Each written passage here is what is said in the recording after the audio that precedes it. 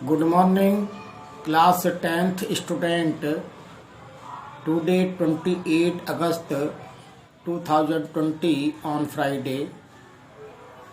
Today I attend Hindi literature textbook Kritika story number 1 title माता का आंचल written by सी पूजन सहाय। Lesson number 1। इससे पहले की जो ऑनलाइन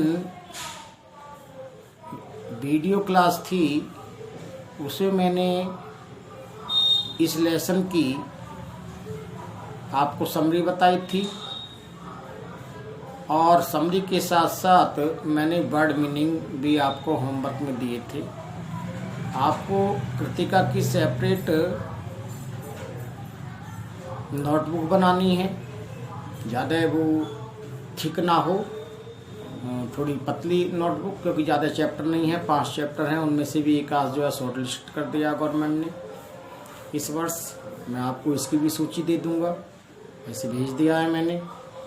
तो इसमें आज जो एक्सरसाइज के क्वेश्चन हैं उन एक्सरसाइज के क्वेश्चनों को मैं एक्सप्लेन कर रहा हूँ। उसमें आज एक्सप्लेन करूँगा क्वेश्चन नंबर 1 और क्वेश्चन नंबर 2 और क्वेश्चन नंबर 4।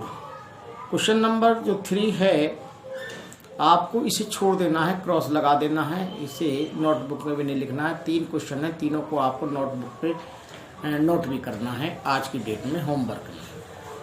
देखिए पहला जो क्वेश्चन है आपकी बुक में, उसमें लिखा है प्रस्तुत पाठ के आधार पर यह कहा जा सकता है कि बच्चे का अपने पिता से अधिक जुड़ाव था, फिर भी विपदा के समय वह पिता के पास न जाकर माँ की शरण लेता है। आपकी समझ से इसकी क्या वजह हो सकती है?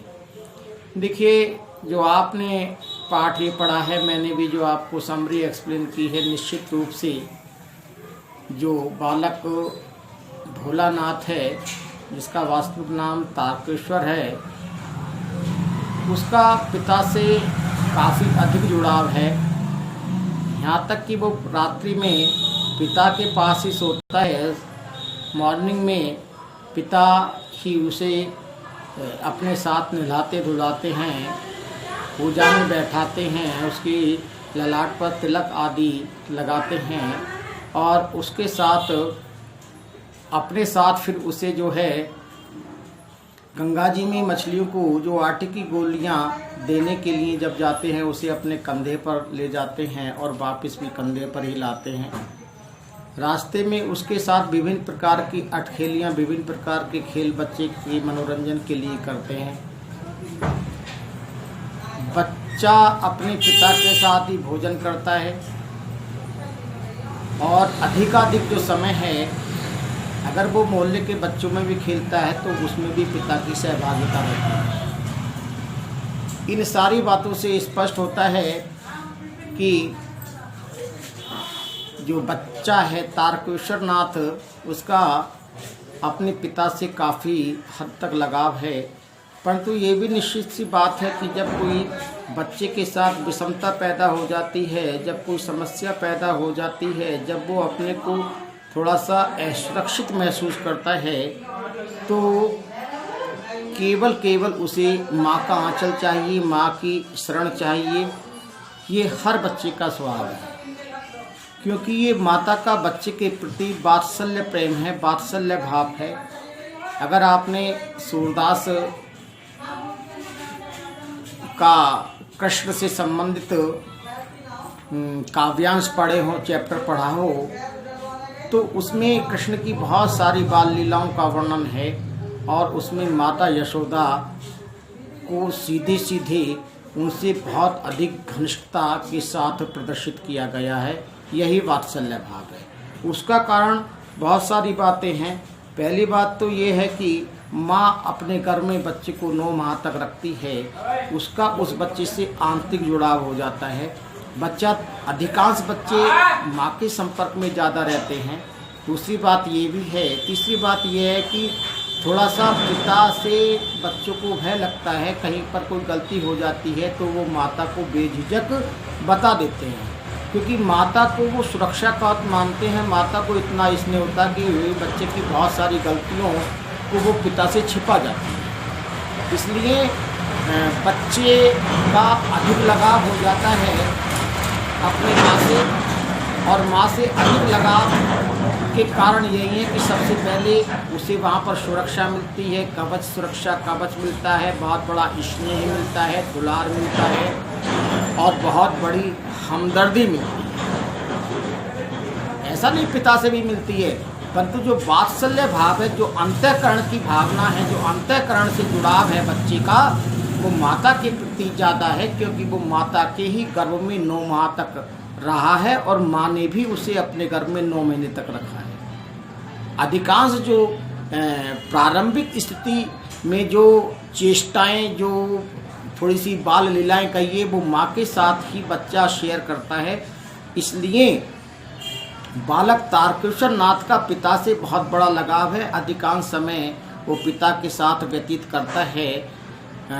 परंतु हर बच्चे का स्वभाव है, ये तारकेश्वर नाथ की बात नहीं है कि जो जब कोई उसे विपत्ति आती है, जब वो अपने को असुरक्षित समझता है, तो हर बच्चा अपनी माँ के आंचल में जाकर के छिप जाता है, वहाँ पर उसे वो सुरक्षा महसूस करता है, अपने को सुरक्षित महसूस करता है। ये क्वेश्चन आपका फिनिश हुआ।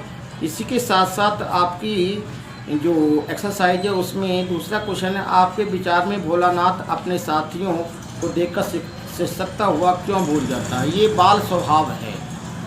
आपने देखा होगा जिस समय तारकेश्वर नाथ को उद्दंडता के कारण स्कूल के हेडमास्टर के द्वारा, स्कूल के अध्यापक के द्वारा डांट दिया जाता है, पनिश कर दिया जाता है, पिटाई कर दी जाती है, तो जैसे ही बच्चे के पिता को पता चलता है, वो भी स्कूल में पहुंच जाते हैं और अनुनय विनय करके उस बच्चे को अपने साथ ले आते हैं। बालक बहुत तेज़ी के साथ रोता है, सिसकियाँ भर भर के रोता है, रास्ते में शांत भी नहीं होता।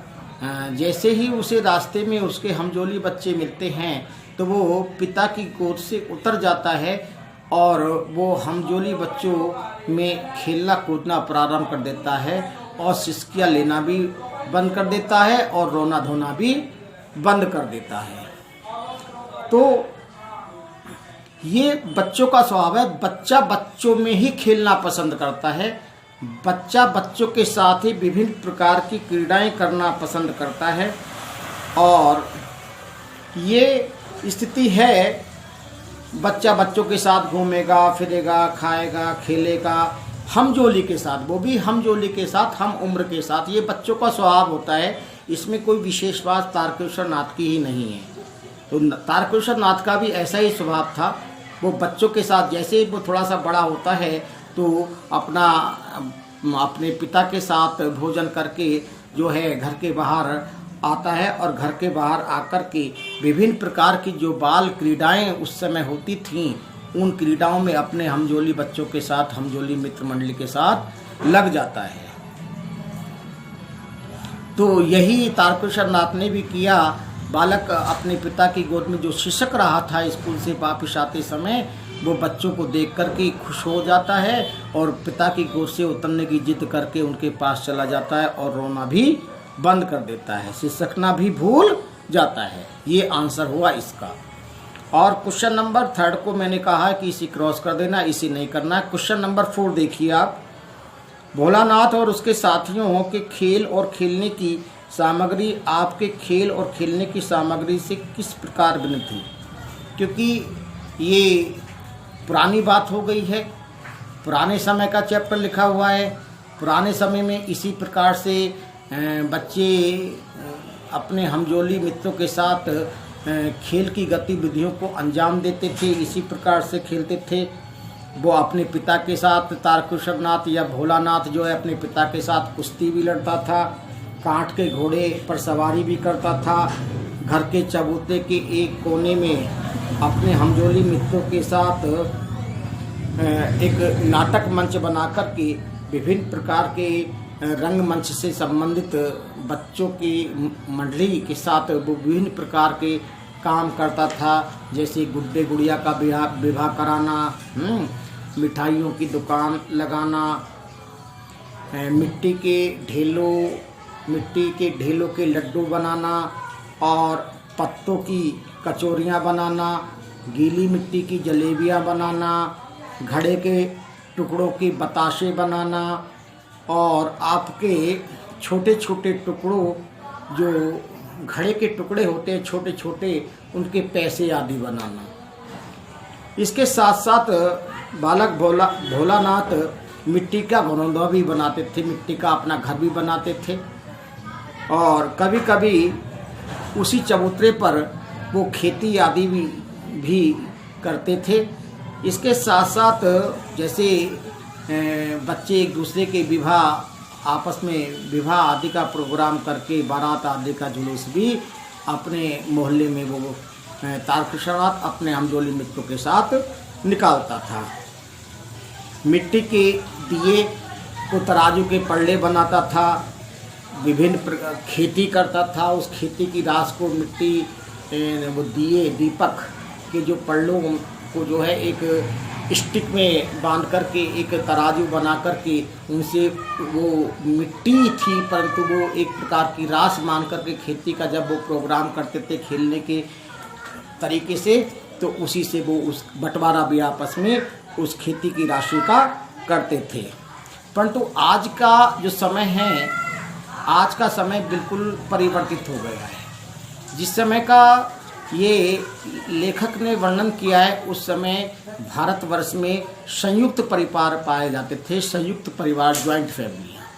परंतु धीरे धीरे ज्वाइंट फैमिलियों का सिस्टम टूट गया और आज वर्तमान समय में एकल फैमिलियाँ ज़्यादा पाई जाती हैं। घर में एक दो बच्चा होता है और घर के जो पेरेंट्स होते हैं, जो वार्सन होते हैं, बच्चों को घर में ही खेलने कूदने की व्यवस्था करा देते हैं, क्योंकि बाहर का माहौल ज़्यादा अच्छा वो नहीं समझते। तो वहीं पर बच्चों के खेलने कूदने के लिए जैसे आपका चेस है, कैरम बोर्ड है, लूडो है, आपका इस प्रकार डॉक्टर सेट है, चिड़ी बल्ला है, बैडमिंटन है, इंजीनियरिंग सेट है। इस प्रकार के सामानों को पेरेंट्स जो हैं बच्चों को घर पर ही उपलब्ध कराते हैं। पहले वाले खेलों की तुलना में आज के खेल सुरक्षित भी हैं। पहले के खेल ज़्यादा सुरक्षित नहीं थे और जैसे विभिन्न प्रकार के पेड़ों पर चढ़ कर के काय पत्ता खेलना, गिल्ली डंडा खेलना, पहले ये भी बहुत चलता था, है ना। तो अधिकांश समय बच्चा घर से बाहर रहता था और किस प्रकार की संगति बच्चों के साथ रहती थी, उन सब से आज मुक्ति मिल गई है। बच्चा केवल एकल परिवार का मेंबर होने का कारण अपने भाई बहनों के साथ घर में ही विभिन्न प्रकार के चेस, कैरम बोर्ड, बैडमिंटन, इस प्रकार क्रिकेट इत्यादि हैं, वॉलीबॉल इत्यादि अपने घर की चार दीवारी में ही छोटे बच्चों के साथ, हमजोली मित्रों के साथ खेलता है। इस प्रकार से आज के खेलों में और तत्कालीन खेलों में ज़मीन आसमान का अंतर हो गया है। आपको ये 3 क्वेश्चन हैं जो आज की डेट में आपको फेयर करने हैं। इन्हीं के साथ मैं अपनी वाणी को विराम देता हूँ। जय हिंद, जय भारत।